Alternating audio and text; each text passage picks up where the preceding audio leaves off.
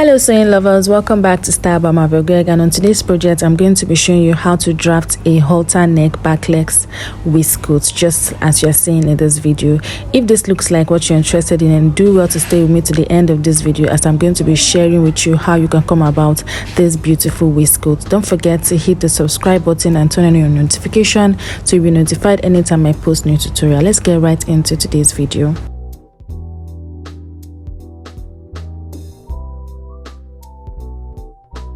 So yeah, I'm going to be using this pattern paper to illustrate to you, and as you can see, I've gone ahead to just input all our basic lines measurements.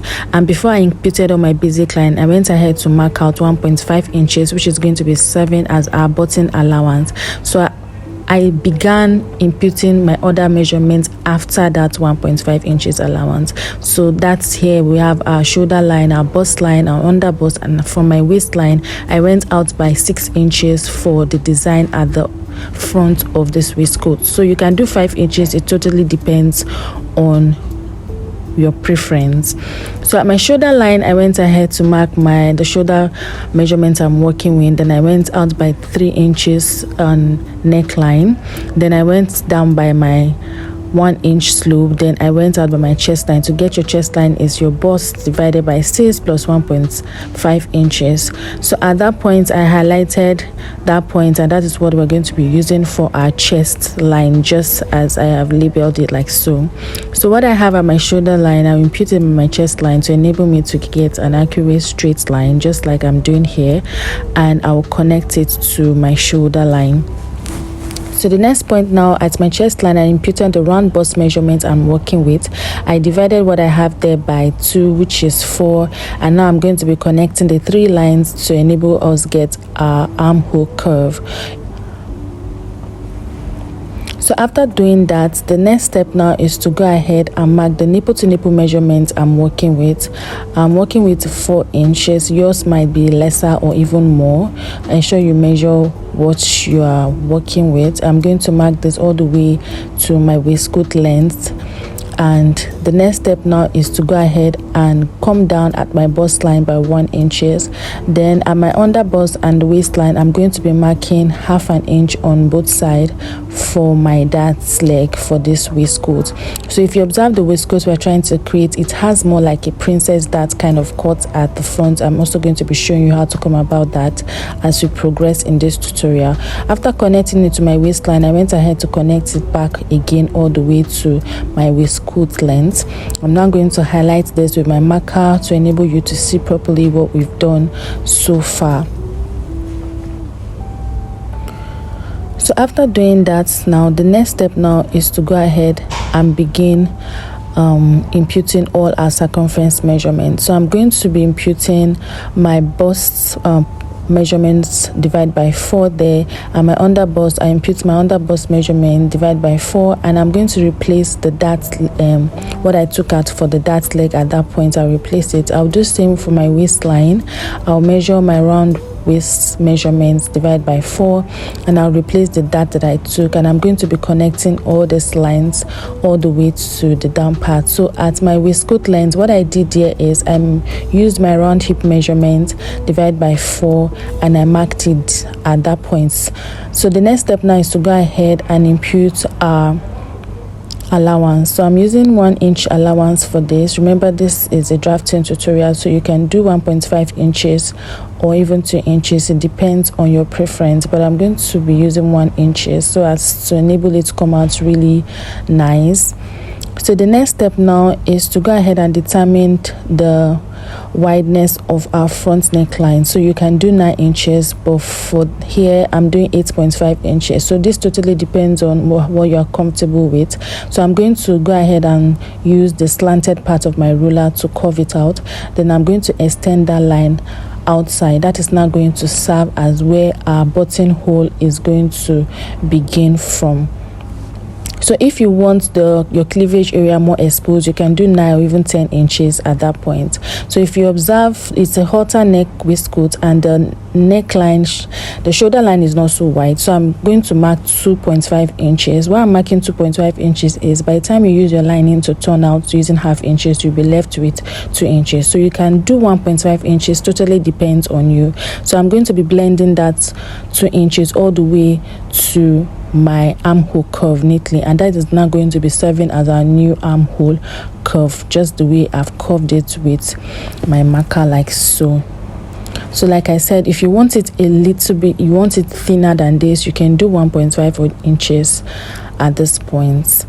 So now the next step now is to go ahead and determine where our design is going to begin with. So I'm just going to be marking 2.5 inches after my waistline, and I will extend that line all the way to that leg. I will curve it just like I've done here. At the other side, I'll do the same.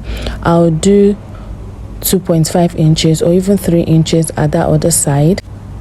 So I just go ahead and mark 3 inches at the other side, and I'll curve it all the way to that leg of my waistcoat length, just the way I've done here. So I'm just going to go ahead and use my marker to highlight it.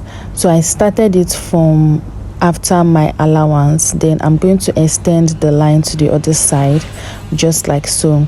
So you can go ahead and add a bust dart of 1.5 inches to this. I didn't do that in this video. You can also just go ahead and do it to have a better outcome. So what's next now is to go ahead and divide our shoulder by 2. So what I have at my shoulder, I'll go ahead and divide it by 2. Like I said earlier, the waistcoat we are trying to recreate have more like a princess kind of cut at that point, so you can go ahead and just connect it all the way to our nipple to nipple line, just like I've done. So this pattern now, I'm going to show you how you can use the same pattern to cut out your back piece for this waistcoat as well. So like I said, like this is very easy. Like you can see how easy it is. You can go ahead and cut out your pattern now before cutting on your fabric. So like I said, you can go ahead and include, I forgot to include a bust dart to this pattern, so just go ahead and include your bust darts to enable the front and the back piece to align properly.